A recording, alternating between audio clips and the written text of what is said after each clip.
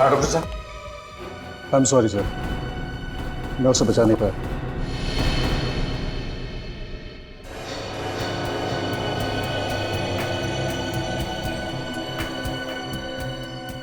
लेकिन डॉक्टर साहब, जब हम इसे यहां लेकर आए थे तब तो ये जिंदा था ना? नहीं सर, इसकी मौत पहले ही हो चुकी थी। हार्ट ने काम करना बंद कर दिया था। शरीर गर्म था, इसलिए हमने कोशिश की शायद बच जाए। सर हो सकता है बिजली कड़कने की वजह से हार्ट अटैक वगैरह आ गया।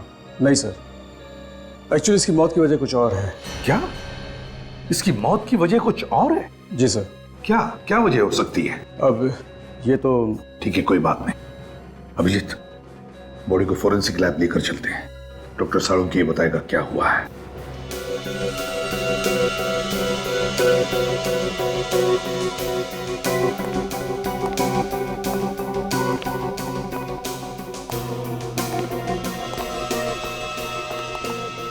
सर अगर आसमान से बिजली इसके ऊपर गिरती तो इसके सिर्फ हाथ और पैर ही क्यों जलते? इसका तो पूरा का पूरा शरीर जल जाना चाहिए था ना। बिल्कुल तारिक, बड़े बड़े पेड़, बड़ी बड़ी बिल्डिंगें जल जाती हैं। इस आदमी का तो नामो निशान मिट जाना चाहिए था। साळुंखे, बिजली हमारी आंखों के सामने सामने गिरी इस पर, जलकर ये बेचारा बेहोश हो गया था। नहीं बॉस, अगर आसमान से गिरी हुई बिजली का करंट इसे लगता तो आप लोग इसकी लाश लेकर के नहीं आते, इसकी राख लेकर के आते। ऐश। मगर साळुंखे, बिजली का झटका तो लगा है इसे। हाँ, करंट तो लगा। ये कौन सी वाली बिजली है सर? ये किसकी आवाज? सर मैं बोला। इनकी तारीख? सर सॉरी सर, मुझे पहले बता देना चाहिए था। ये निखिल है, इंस्पेक्टर निखिल, सीआईडी में नया है। ओ, नया इंस्पेक्टर है। तो ये लैब में पहले ही दिन इसके चेहरे पर मुस्कुराहट क्यों, और वो भी एसीपी प्रद्युमन के सामने?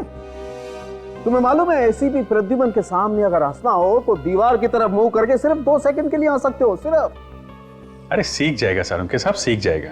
क्या भाई, तुम्हें मालूम नहीं था? नहीं सर, सॉरी सर। क्या सॉरी सर? साळुंखे साहब के सामने हमारी नाक कटा दिया। सर मैं तो बस एक मिनट बच्चे, जब 2 सीनियर बात कर रहे हो ना तो बीच में अपनी चोंच नहीं डालनी चाहिए। अरे बच्चा है सर, माफ कर दो। जल्दी से माफी मांग लेना, वरना साळुंखे साहब ये केस छोड़ के भाग जाएंगे। मैं जब जब यहाँ पे आता हूँ मुंह को ताला लगा के आता हूँ। ओह अच्छा, तुम कब से सुधर गए फ्रेडी?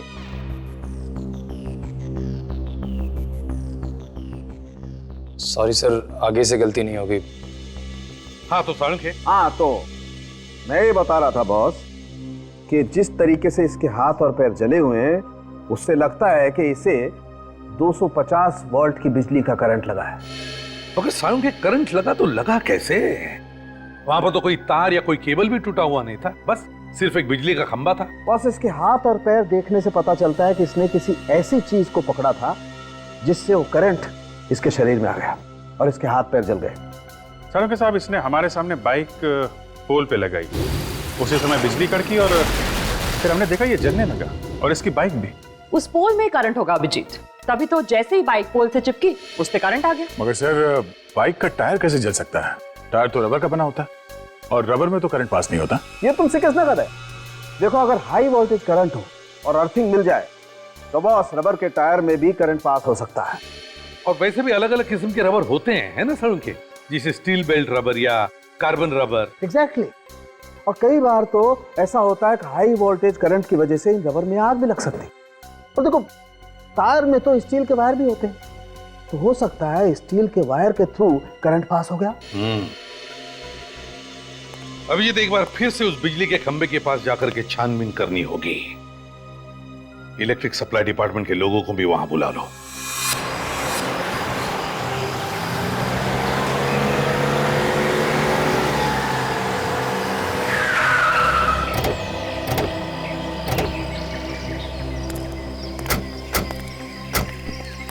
आ जाओ जल्दी। चेक करो खंबे को। सर पोल में करंट आ रहा है। जरा बाइक चेक करो। सर बाइक में भी करंट आ रहा है। पर गगन ने जैसे ही बाइक पोल पे लगाई होगी, करंट बाइक पे आ गया और उसके बाद जगन को करंट लग गया। जरा जंक्शन बॉक्स खोल कर देखो।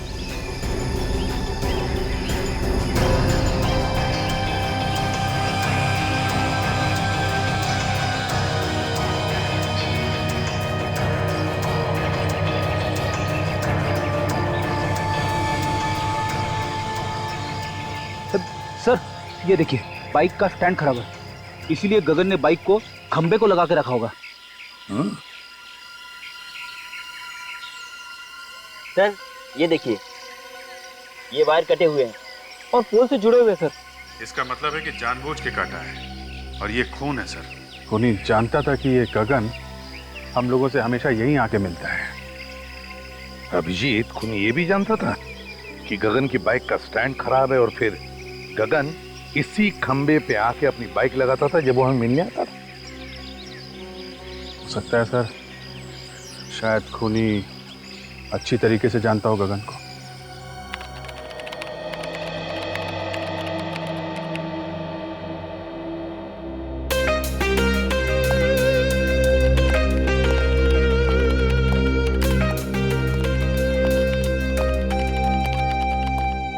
Hello sir. हेलो। निखिल, तुम अभी नए हो, अभी तुमने फ्रेडी का कमाल देखा ही कहां है। ये लोग अगर सारा केस मेरे ऊपर छोड़ दे तो इस केस को मैं ऐसे ऐसे चुटकियों में सॉल्व कर दूं, चुटकियों में। सर वैसे भी मैंने आपके बारे में बहुत कुछ सुना है सर। अच्छा, फिर तो तुमने ये भी सुना होगा कि दया सर को दरवाजा तोड़ना मैंने ही सिखाया है। अरे देखते क्या हो, मैं झूठ नहीं बोल रहा हूं। कभी कभी मैं थक जाता हूं तो उन्हें कह देता हूं दरवाजा तोड़ने के लिए, तो वरना दया सर तो। सर दया सर के बारे में आप ऐसी बातें मत करिए। क्यों भाई, दया सर को क्या पर लगे हैं? देखिए वो मेरे गुरु हैं और मैं उनके खिलाफ एक भी शब्द नहीं सुन सकता इस तरह के। अरे मैं तो मजाक कर रहा था। एक्चुअली मैं ये कहना चाहता था कि कभी कभी मैं भी दया सर की मदद करता हूँ दरवाजा तोड़ने के लिए। और सर गगन ऐसे मरने वालों में से नहीं था, अपराधियों के साथ रहता था वो, और मैंने उसे कई बातें सिखा रखी थी। हर दांव पेच मालूम था सर उसे, कोई ना कोई उसके पीछे पड़ा हुआ था सर काफी दिनों से। आदय, और वो जो भी कोई है वो जानता था कि गगन हमको क्या बताने वाला है। सर कैसे भी करके ये पता लगाना चाहिए कि वो बात क्या थी। हो सकता है कोई बड़ी घटना के बारे में हो। हाँ सर, वैसे तो वो मुझसे 3-4 दिन बाद मिलने वाला था, मगर उसने फोन करके बुला लिया मुझे। कोई तो बड़ी बात थी सर। गगन का रिकॉर्ड है ना हमारे पास? हाँ सर। बस तो देखो किन किन लोगों को जानता था, उन्हीं से हमें पता चलेगा। सर उसके परिवार वालों से भी पूछताछ करते हैं। हाँ भैया, परिवार वालों से भी पूछताछ करो, उसके फोन रिकॉर्ड चेक करो, देखो वो किस किस से बात करता था, किस किस से मिलता था। जैसे भी हो हमें पता लगाना ही चाहिए कि यह किसका काम है।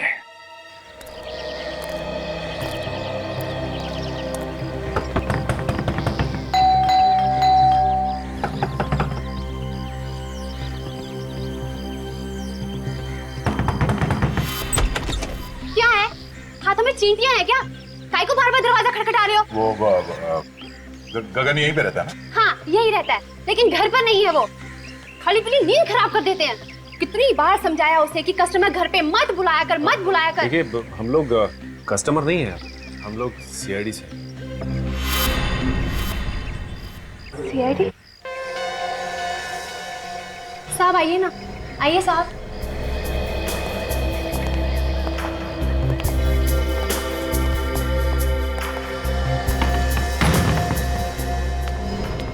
अब क्या हुआ साहब? मेरे पति ने फिर से उल्टा सीधा कुछ किया क्या? देखिए साहब, अब उसने सब कुछ छोड़ दिया है। अब तो मेरे मर्द ने प्लम्बर का धंधा शुरू कर दिया है। हमें मालूम है। तो फिर क्या हुआ साहब? देखिए आपके पति ने तो कुछ नहीं किया। तो फिर? वो बताइए ना क्या किया मेरे मर्द ने? आपके पति की मौत हो गई, किसी ने खून कर दिया उसका। लो शोभी, पानी लेकर निक जल्दी।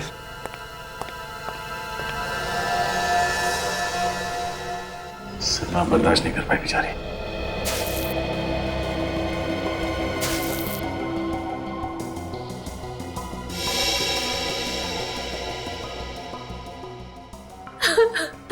देखिए जो कुछ होना था वो हो गया।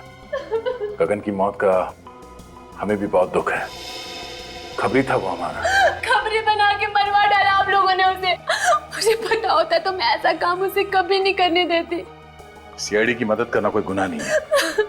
आप हमें ये बताइए कि कोई दुश्मन था गगन का? मेरे पति ने हमेशा सबका भला किया है। जिसके पास पैसे नहीं होते थे मुफ्त में काम कर देते थे उसका।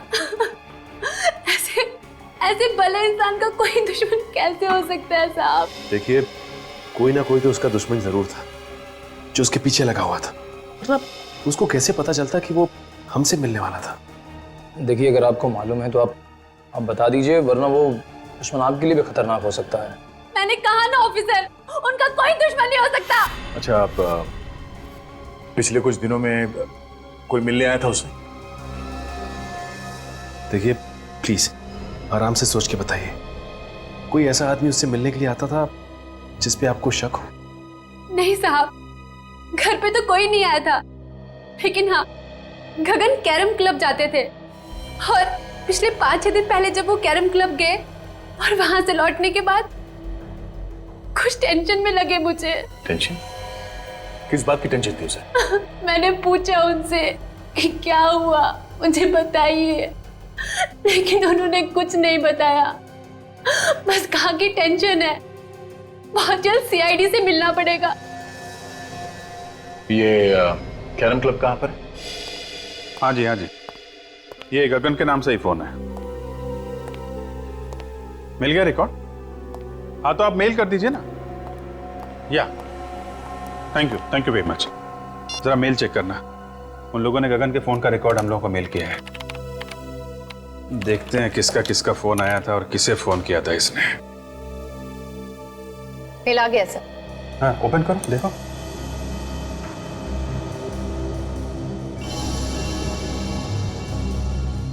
ये नंबर तो, ये देखा, कई बार फोन आया इस नंबर से। हाँ सर, 20 बार आया है। 20 बार? हाँ दया, क्या खबर? क्या बोला गगन की बीवी ने? अच्छा, 6 दिन पहले कैरम क्लब से आया तो टेंशन में था। ओके, हाँ फोन रिकॉर्ड चेक कर लेता हूं। नहीं वो मंगा लिया मैंने। या ओके ओके, 6 दिन पहले ऐसे फोन आया था, उसके बाद से काफी टेंशन में था। 6 दिन पहले किसका फोन आया था? ये तो वही नंबर है जहां से 20 बार फोन आया था। जरा पता करो किसका नंबर है ये।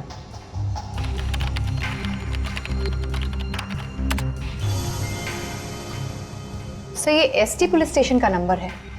क्या एसटी पुलिस स्टेशन का?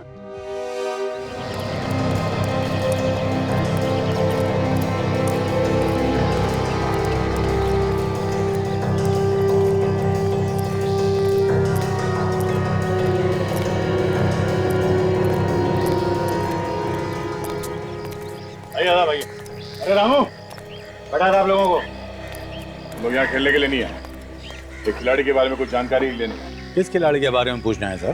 गगन के बारे में। गगन भाई, हाँ वो आता तो है लेकिन आज नहीं आया है। कोई काम हो तो बताइए, आएगा तो मैं बोल दूंगा उसको। वो अब कभी नहीं आएगा यहाँ। कैसी बातें कर रहे हो साहब? कौन है आप लोग? हम लोग सीआईडी से। सीआईडी? हाँ, गगन का किसी ने खून कर दिया। गगन भाई का खून कर दिया किसी ने? यहाँ उसके दोस्त कौन कौन है? डैनी और काका। इस वक्त कहाँ मिलेंगे दोनों? मिलेंगे कहाँ साहब? यहीं है। आइए सर। डैनी, काका, हाँ सीआईडी वाले आए हैं आपसे मिलने। सीआईडी हमसे मिलने क्यों आई है? हाँ, हमने क्या किया? हमें गगन के बारे में कुछ जानकारी चाहिए थी। सर से जो पूछ रहे हैं साहब, उसी से पूछो ना। जा गगन को उसके घर से बुला के ला। किसी को कहीं जाने की जरूरत नहीं है, जो कुछ पूछा जाए उसका साफ साफ जवाब दो, बस। अच्छा ये बताओ कि तुम दोनों गगन के अच्छे दोस्त हो ना? जी हाँ। गगन अभी कहाँ है मालूम है? नहीं सर। देखो, कल रात किसी ने गगन का खून कर दिया। खून? गगन का? किसने किया सर? 6 दिन पहले गगन तुम लोगों के साथ यहाँ पे आया था। 6 दिन पहले? हाँ 6 दिन पहले वो हम लोगों के साथ यहाँ पे आया, लेकिन हम लोगों के साथ यहाँ से गया नहीं था। तो फिर किसके साथ गया? अपने किसी और दोस्त से मिलने के लिए बोल रहा था वो। ये तुम दोनों के अलावा उसका नया दोस्त कौन आ गया? साहब तो हम लोगों के अलावा कौन सा नया दोस्त है हमें तो नहीं मालूम, पर हाँ हम लोगों के चले जाने के बाद वो काफी देर तक यहीं बैठा था। उसके बाद सर उससे कौन मिला, क्या हुआ, कुछ नहीं पता सर। अच्छा ये बताओ कि तुमने यहाँ पे गगन से मिलते हुए किसी को देखा क्या? आप मिलते हुए नहीं देखा मैंने भी, काफी देर तक बैठा रहा यहाँ पर। अच्छा, उसका यहाँ पे किसी के साथ झगड़ा था? हाँ सर था। जीतू और गगन में आपस में नहीं बनती थी, 36 का आंकड़ा था साहब। जीतू कौन है? सर हमने उसका नाम तो सुना है सर, लेकिन हम जानते नहीं कि कौन है वो। मैं जानता हूँ सर जीतू को, कई बार मेरे सामने झगड़ा हुआ है उन दोनों का।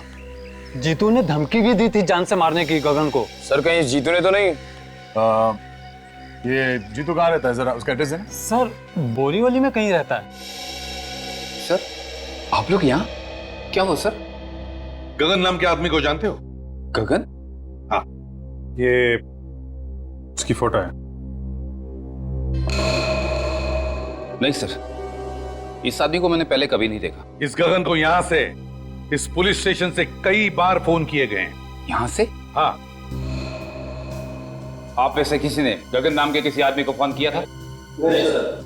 गगन के फोन रिकॉर्ड में यहाँ का फोन नंबर है, फोन तो यहीं से किया गया है। पता नहीं सर। सर याद कीजिए, कोई बाहर का आदमी हो सकता है, यहाँ तो बहुत लोग आते जाते हैं। जी नहीं सर, बाहर का कोई भी आदमी फोन को हाथ नहीं लगा सकता। फिर तो कोई यहीं का आदमी है जो खूनी के साथ मिला हुआ है। अगर तुम में से किसी ने गगन को कॉल किया है या उसके बारे में कुछ भी जानते हो तो मुझे बता दो, अभी भी वक्त है। नहीं सर, हमने नहीं किया। नहीं सर, मैंने फोन नहीं किया। तुम जा सकते हो। सर ये तीनों नहीं बढ़ते हैं, मुझे उन्हीं पर शक था। कोई बात नहीं, अगर कुछ पता चले तो हमें बता देना। Okay sir. तो बिना फोन किए तो नंबर आएगा नहीं, और ये लोग कह रहे हैं फोन नहीं किया। अभिजीत, फोन यहीं से किया गया है, अब किसने और कैसे वही देखना है।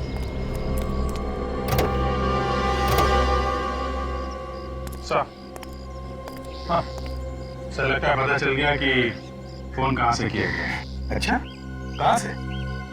वो देखिए सर, ये जंक्शन बॉक्स पुलिस स्टेशन के बिल्कुल पास में है। हो सकता है यहाँ से कुछ छेड़छाड़ की गई हो। हाँ अभिजीत, काम करो, टेलीफोन वालों को बुलाओ, पता चलेगा किसने क्या किया है यहाँ इस जंक्शन बॉक्स से। सर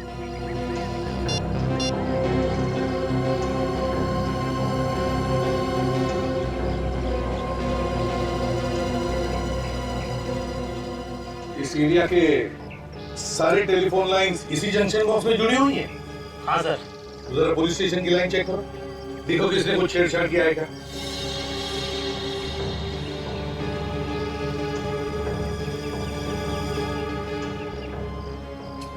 ये देखिए सर, ये तार टूटा हुआ है। तो इसका मतलब है अभिजीत, खूनी ने इस वायर को तोड़कर दूसरी वायर लगाकर फोन किया और फिर पहले जैसे ही जोड़ के रख दी है। मगर सर इतनी सारी लाइंस जा रही है यहाँ से, तो फिर खूनी को कैसे पता चला होगा कि कौन सी लाइन पुलिस स्टेशन की है? हो सकता है टेलीफोन डिपार्टमेंट का कोई आदमी मिला उससे। नहीं सर, आप हमारे ऊपर ऐसा इल्जाम नहीं लगा सकते। तो फिर ये कैसे हुआ? ध्यान कैसे नहीं गया तुम्हारा? ताला टूटा हुआ है, वायर कटी हुई है। सर हम लोग महीने में एक बार चेक करने के लिए यहाँ पे आते हैं। पिछले महीने आए थे तो सब कुछ ठीक था सर। तुम लोगों के अलावा कोई और आता है ये चेक करने के लिए? नहीं सर, ये एरिया हम दोनों ही देखते हैं। अभिषेक, एक बात समझ में नहीं आ रही है, खूनी ने यहीं से फोन क्यों किया? शहर में इतने सारे पीसीओस है, जंक्शन बॉक्सेस है, यहीं से क्यों? सर हो सकता है खूनी इसी एरिया का हो, आसपास का रहने वाला। इस एरिया में तो जीतू भी रहता है जो गगन को जानता है, कहीं उसी ने तो फोन नहीं किया? काजल, ये जीतू गगन को सिर्फ जानता नहीं है, बल्कि उसने उसे जान से मारने की धमकी भी दी है। जान से मारने की। जीतू से मिलना पड़ेगा अभिजीत।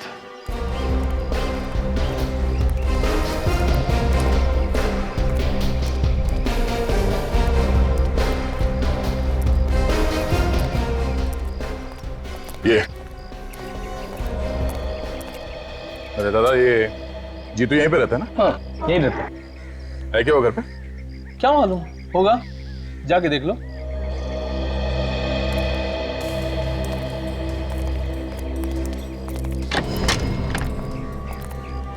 जीतू। हाँ, क्या हुआ? बस तुझसे मिलने चले आए। आप लोग हैं कौन? तेरे दूर के रिश्तेदार हैं, तुझे साथ ले जाने आए हैं। अरे भाई साफ साफ बताओ कौन हो तुम लोग? सीआईडी। सीआईडी? हाँ। गगन का खून क्यों किया तुमने? क्या गगन का खून हो गया? अब ये एक्टिंग वैक्टिंग खत्म हो गई हो तो आगे बढ़े। हाँ, क्यों मारा गगन को? सर मैं गगन को क्यों मारूंगा?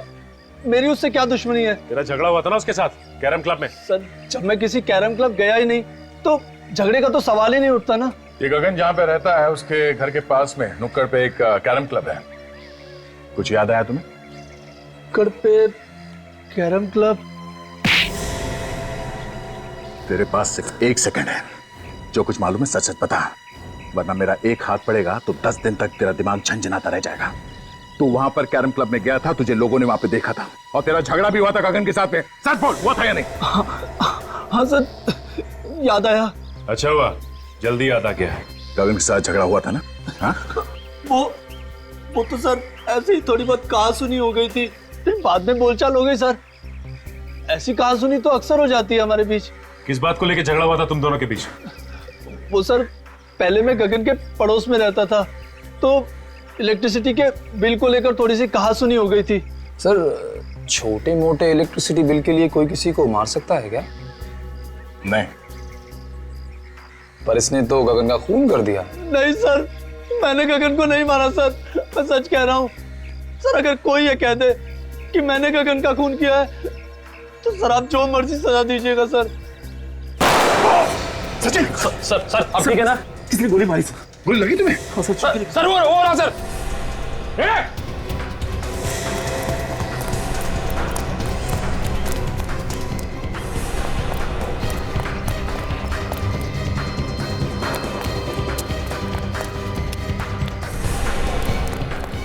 देखो तुम यहां से जाओ।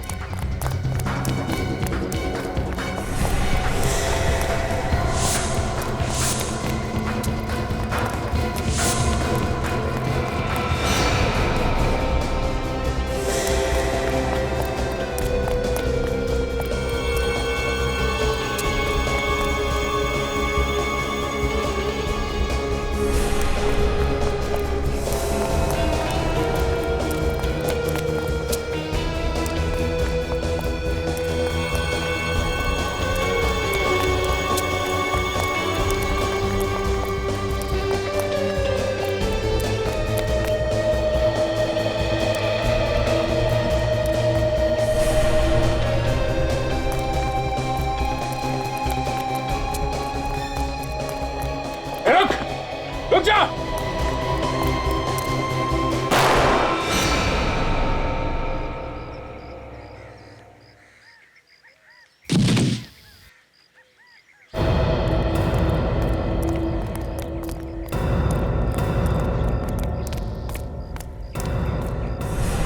पलटो इसे।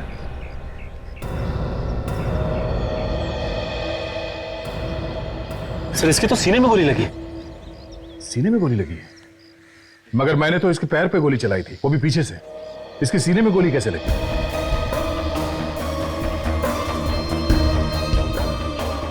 हाँ सर, अगर पीछे से गोली लगी होती तो इसकी पीठ में कहीं कोई निशान होता, लेकिन पीठ में कोई भी निशान नहीं। सचिन, किसी ने सामने से गोली चलाई है।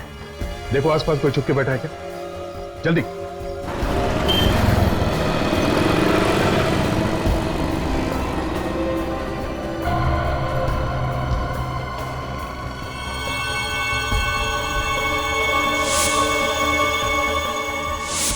कैरम क्लब का नौकर? कैरम क्लब का नौकर जीतू को क्यों मारना चाहता था? जीतू, गगन और नौकर, 3 लोग। तीनों में से जीतू और गगन के बीच में झगड़ा हुआ जिसमें गगन मारा गया। फिर नौकर ने जीतू को मारने की कोशिश की और खुद मर गया। लेकिन समझ में नहीं आ रहा कि इन 3 लोगों में चक्कर क्या है। सर ऐसा लगता है इनके पीछे कोई चौथा आदमी भी है जिसने नौकर से जीतू पे हमला करवाया। मगर नौकर फेल हो गया तो पकड़े जाने के डर से उसने नौकर को भी मार दिया। मगर सर उसे पता कैसे चला कि हम लोग जीतू के घर जाने वाले हैं? वही तो या ये जो भी आदमी है जो ये सब करवा रहा है वही हमारे हर कदम पे नजर रखे हुए है। और वो जानता है कि जीतू उसके बारे में सब कुछ जानता है और इसीलिए उसने उसे मारने की कोशिश भी की। सर अगर जीतू को मालूम होता तो हमें बता देता। काफी डरा हुआ था सर वो। सर एक बात समझ में नहीं आई, किस नौकर ने जीतू पर हमला हम लोगों के सामने ही क्यों किया? हमारे वहां पहुंचने से पहले और वहां से निकलने के बाद भी तो कर सकता था। यह भी तो हो सकता है कि उस नौकर को तुम लोगों को मारने के लिए भेजा होगा। सर अगर हम लोगों को मारने के लिए भेजा था तो दोबारा हमला करने से पहले 10 बार सोचेगा, लेकिन अगर जीतू को मारने के लिए भेजा था तो दोबारा हमला कर सकता है। सर गगन को खूनी ने फोन किया था पुलिस स्टेशन के जंक्शन बॉक्स से ताकि शक जीतू पे जाए। एक काम करो, ये नौकर जहां पर नौकरी करता था उस कैरम क्लब के मालिक को जाकर के मिलो और जरा प्यार से पूछो उससे, पता लगाओ कौन कौन मिलने आता था उस नौकर को। Yes sir.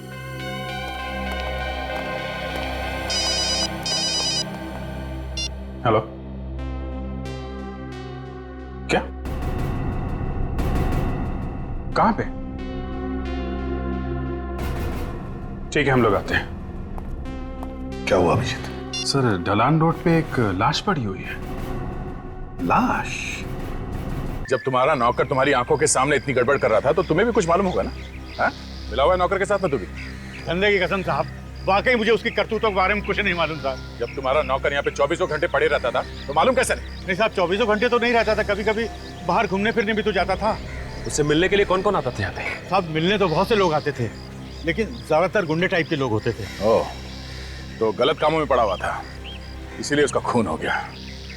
कल कोई आया था उससे मिलने के लिए यहाँ पे? सब मिलने तो कोई नहीं आया था। हाँ एक फोन जरूर आया था साहब, मैंने उससे बात करते हुए सुना था। क्या क्या बात कर रहा था वो फोन पे? साहब वो किसी मुर्दा घर के बारे में बात कर रहा था। मुर्दा घर के बारे में बात कर रहा था? एक कैरम क्लब में काम करने वाला आदमी मुर्दा घर के बारे में क्यों बात करेगा?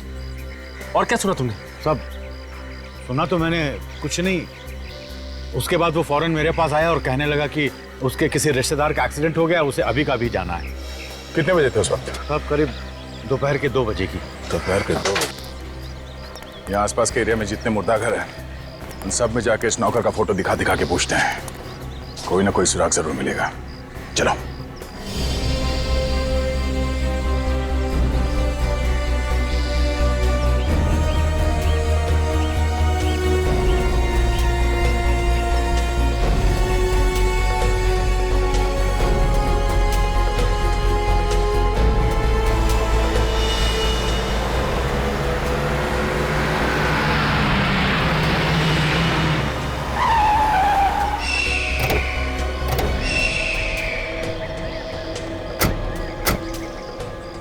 जिसने फोन किया है वो भाग गया है।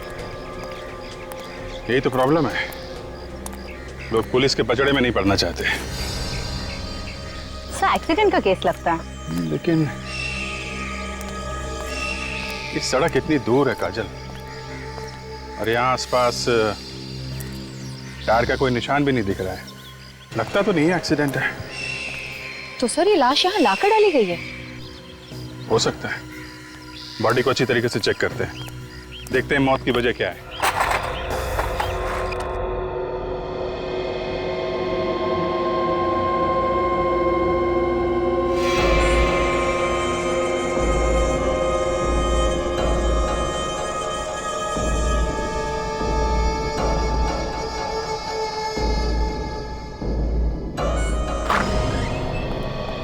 सर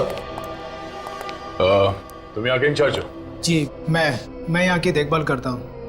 पर आप लोग? हम लोग सीआईडी से। आप लोगों को भी पता चल गया उस लाश के बारे में? लाश के बारे में? हाँ, आप उसी लाश के बारे में पूछताछ करने आए ना जो चोरी हो गई? चोरी हो गई थी?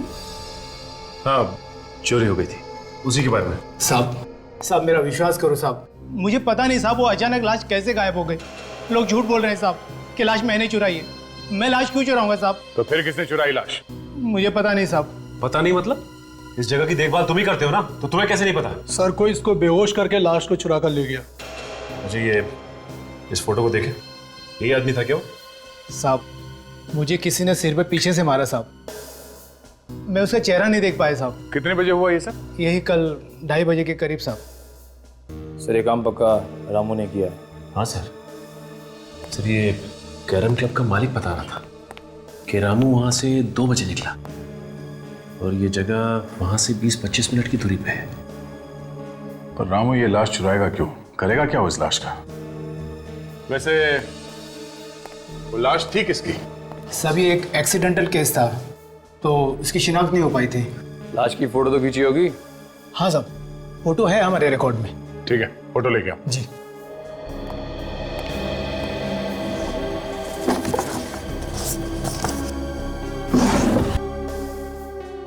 सभी है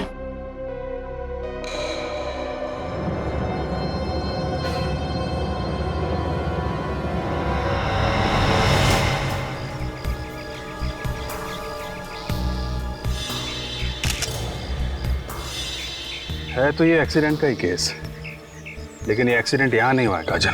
ये कैसे पता चला सर? एक तो ये लाश काफी दिन पुरानी है, दूसरा अगर एक्सीडेंट यहाँ पे हुआ होता तो यहाँ जमीन पे भी आसपास खून पड़ा होता, लेकिन जमीन पे कहीं भी खून नहीं है।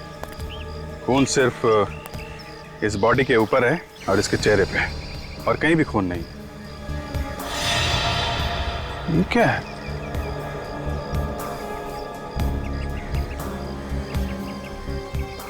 अंगूठे में धागा?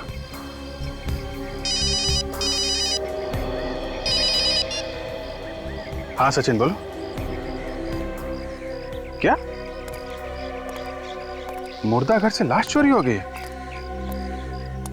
हाँ हाँ,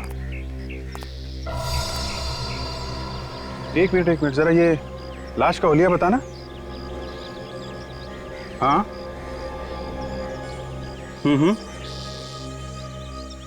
यार, जैसा हुलिया तुम बता रहे हो वैसी लाश हमारे सामने पड़ी हुई है, और इसके पैर पे धागा बंधा हुआ है, वो जो मुर्दा घर में बांधते हैं ना पैर पे नंबरिंग के लिए, वैसा ही।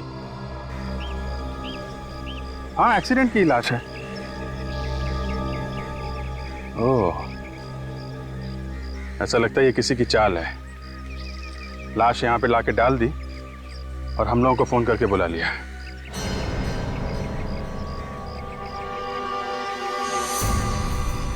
हेलो हेलो, अभिजीत साहब। हे, मोबाइल।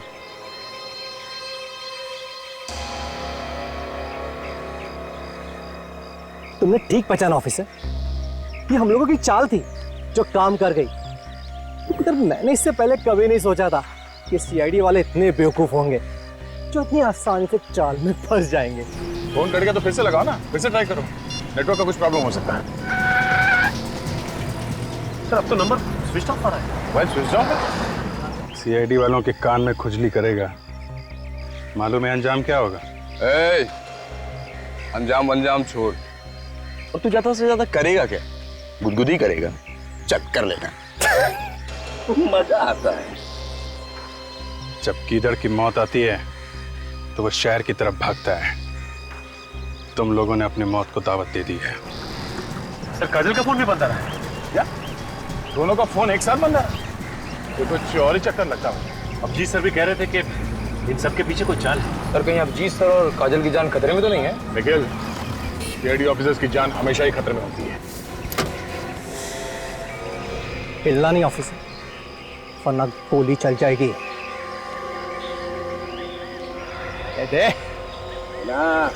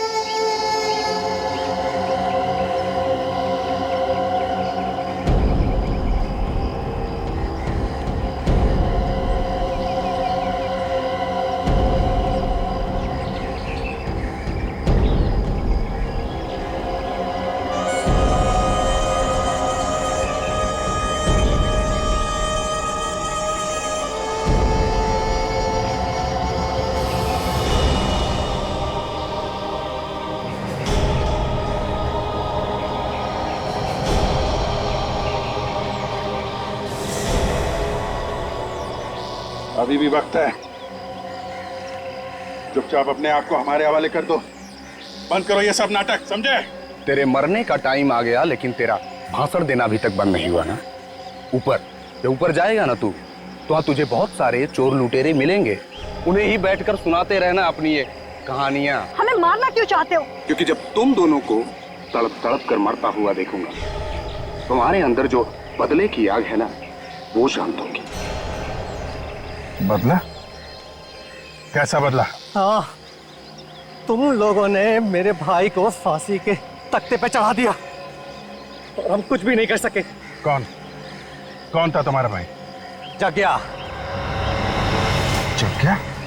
जग्या तुम्हारा भाई था? हाँ, वही जग्या जिसका नाम सुनकर तुम्हारे पैर कांपने लगते हैं। न जाने कितने लोगों के घर उजाड़े हैं उसने, न जाने कितने बच्चों को अनाथ किया है। उसे फांसी नहीं होती तो क्या होती? फांसी से बढ़कर अगर कोई सजा होगी ना, वो मिलनी चाहिए थी उसे।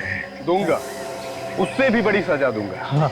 ये जब चील कौए तुम दोनों को नोच नोच कर खाएंगे ना, तुम दोनों को ऐसी मौत मारूंगा कि आने वाले कई साल तक सीआईडी वाले इस बात को चाह कर भी भूल नहीं पाएंगे। इस गड्ढे में पड़े चिल्लाते रहना और अपनी मौत को आते देखते रहना।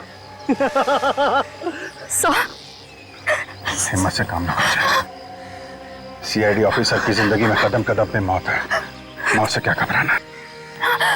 हम लोग जब सुबह घर से निकलते हैं तो मालूम थोड़ी होता है कि घर वापस लौटेंगे कि नहीं। हिम्मत से काम लो। काट रस्सी।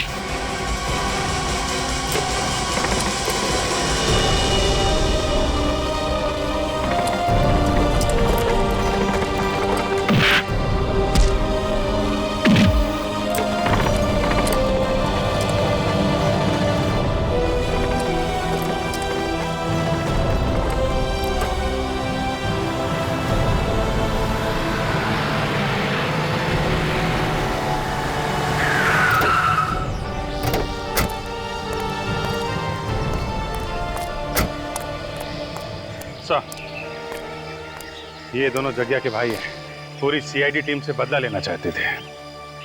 सीआईडी वालों से बदला? कभी सपने में भी मत सोचना, समझे? हम जेल में बैठकर बदला लेना अपने भाई की मौत का। तुम दोनों को तो फांसी होगी, फांसी।